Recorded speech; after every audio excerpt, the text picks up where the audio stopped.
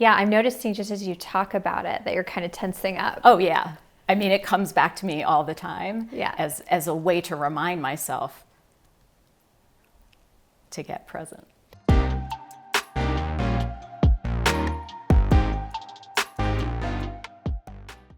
Executive presence is sometimes an elusive concept, but we know presence when we feel it. And we also know it when it's not there. Like I can think of moments where I have not been present and I've kind of been all over the place. Can you think of any moments, Lori? Oh, well, no, I'm just kidding. The one that always comes to mind for me when I'm teaching presence is when I didn't have presence and I had just gotten promoted at Booz Allen to the first big leadership position, senior associate, and I'm walking, well, not really walking, to my first big meeting. I'm actually running with my laptop and my folder because I had to be on time and I had to be ready to brief these senior leaders. And someone who was senior to me, who I'm so thankful for now, pulled me into his office and he said, "Zukin, you're a senior leader now. People are watching you, and you can't be running frantically to a meeting." And it just shook me in a positive way, and it helped me to realize that I was not present at all. Yeah, I'm noticing just as you talk about it that you're kind of tensing up. Oh, yeah. I mean, it comes back to me all the time Yeah. as a way to remind myself to get present. I mean, what was that like for you? If you were to describe what you were feeling in your body and your nervous system as you were running down the hallway? I could feel, I mean, if I'm not going to use words and I'm just going to show it, this is how I felt. Yeah. I could feel my heart racing. I just had this energy force in my body. And again, you can probably see it right now. And the only thing I could do was run. Yeah. Yeah. I mean, it just sounds like your nervous system was hijacked and you were really dysregulated, a little bit all over the place. Yes. And I think I shared this with you before, Lori, that there are stress charts that are really helpful to identify where we are. So a simple way to look at it is, am I red, am I yellow, or am I green? And red is when we are really dysregulated. And yeah, exactly that in the nervous system. How else would you describe being in a red zone when you're stressed? Not even aware of what we're saying. It's when perhaps someone's in a meeting and they get into an argument with someone else and they just start yelling and forgetting that that's not appropriate behavior in a meeting. Yes. Like I said, it's the running to a meeting. It's interrupting, regularly interrupting. I mean, sometimes people interrupt because they want to get a point across, but a pattern of interrupting. Yeah, I mean, I have experienced red as when I'm getting to red, it is beyond irritation. It is anger, it's anxiety, it's panic, it's burnout, it's full on overwhelm, overload, and stress. And it's almost like I'm reacting to the situation instead of responding, like you were running down the hallway. Yeah, and I like how you said that it's reacting rather than responding, and it's almost a lack of awareness of what's happening. It's some force is taking over rather than me being aware of what I am doing. Until, in the case of my situation, I got pulled in and was made aware of what was happening. I love that you said that, like some force is taking over, because that's exactly what happens, is that there is a part of us or a subconscious state or a survival automatic kind of just get it done state that takes over. And so part of presence is bringing a real conscious awareness that's able to meet that particular moment. Yeah. And that requires skill to be that conscious and to slow down. So I started with red, but we also have yellow and green. And yellow is, okay, we're starting to come down the mountain. We're not completely calm and in our best presence yet, but we're in this sort of medium place. And how would you describe if you were a yellow in that scenario? Yeah. Well, I could even think of when that leader pulled me in, moving from red to yellow. Like I was breathing fast and I was moving quickly. And as he started to talk to me and say Zukin, I mean, it did almost wake me up and cause me to become aware of what I was doing. And I did start breathing more slowly, and I was able to listen to what he was saying and process it and slow down a little bit. Not so much that I was perfectly calm and aware, but at least slow down and recognize what I had been doing. Almost watch myself doing what I had been doing rather than just being in it.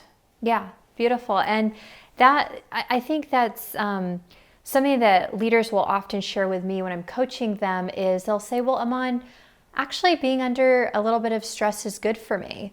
And I agree with them that a little bit of tension is helpful. It can optimize to be aware, to be alert, to be present.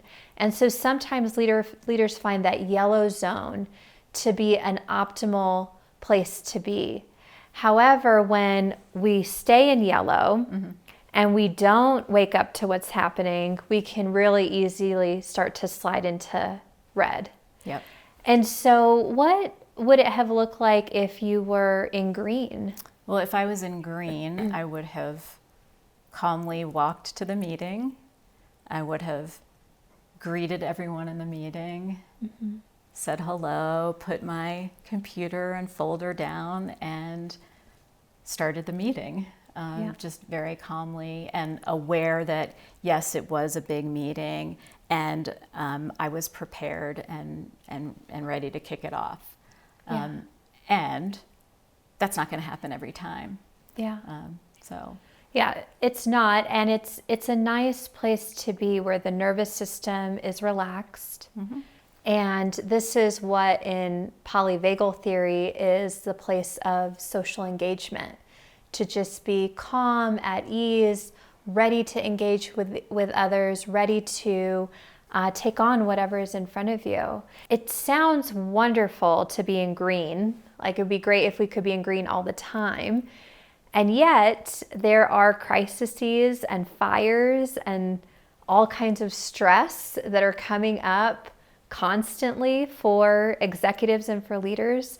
So what could be some helpful regulation strategies? Well, it's funny you asked that, because I remember around that time I had bought myself a new, now I'm not recommending this necessarily, but this was just something that happened.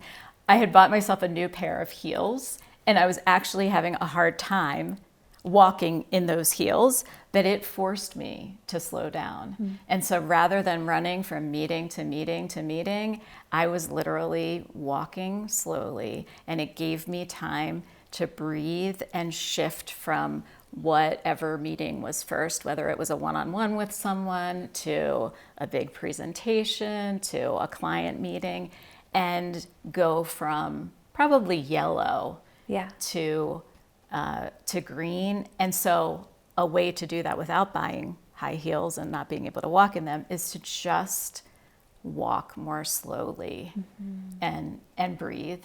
And it's easy to say that, especially if you have a lot of energy, but the walking is a movement. And noticing as you're walking, noticing the tree or noticing the person over there and saying hello and doing something with that energy that is just a bit slower. Yeah, that's really well put. And Dr. Peter Levine's work that focuses on somatics and it focuses on slowing down and regulating the nervous system emphasizes that if we can do any movement more slowly, it actually down regulates the nervous system. So we're able to calm down and come back to center. And I noticed that you became more calm just as you talked about it. One of the other things you mentioned was noticing things around you. And that's what's often referred to as resourcing.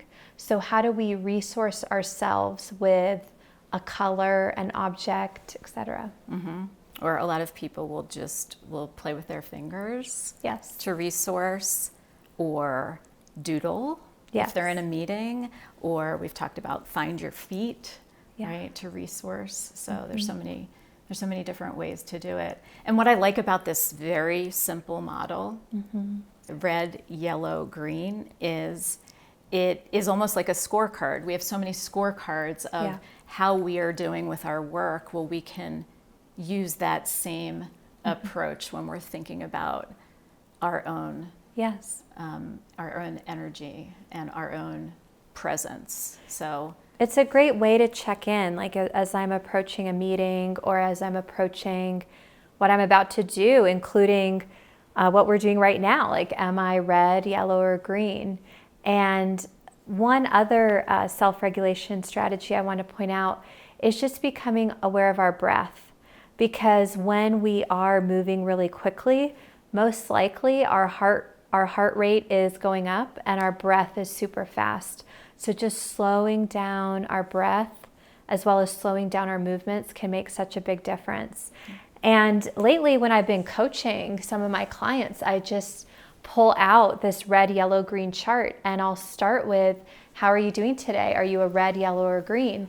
And my clients will say, yeah, today I'm kind of a yellow. And this has been a really great chart to use because instead of going off on people, I can just say, you know what, I'm a red today. So I'm going to need a minute. Exactly, I love that. And what I find in working with leaders is the impact that their presence or lack of it has on the team. Yes. And when a leader becomes aware of that, of how it spreads, they understand the importance of taking care of their presence and taking care of themselves and regulating. And so the importance of walking more slowly, not only for themselves, but also for those that they care about, their teams, their families, etc. Something I use in my family is not necessarily red, yellow, green, but we used to have a little joke that we compared it with an oven. So my oven is hot right now. I'm at 500 degrees. We are not having this conversation. We will have it when we're at 200 or 100. Now, I'm not here to say that it worked 100% of the time, but it was a way, at least with my kids, who are colorblind, by the way, to recognize when we were hot and we were not going to have a productive conversation, and that we needed to take a break and slow down and regulate so that we could have a productive conversation. So. And it's a very similar thing, you know, take the temperature or take a color, but just have a way to understand, here's how I'm doing in this moment. Because truthfully, when we are burnt out, when we have ongoing exhaustion, stress, when we're in that red zone, guess what? We might come across as toxic. We might experience other people as toxic. We might see the world differently when we're in red versus when we're in green. I mean, I know when I'm driving, and if I'm in red, I'm going to see other drivers differently than when I'm in green.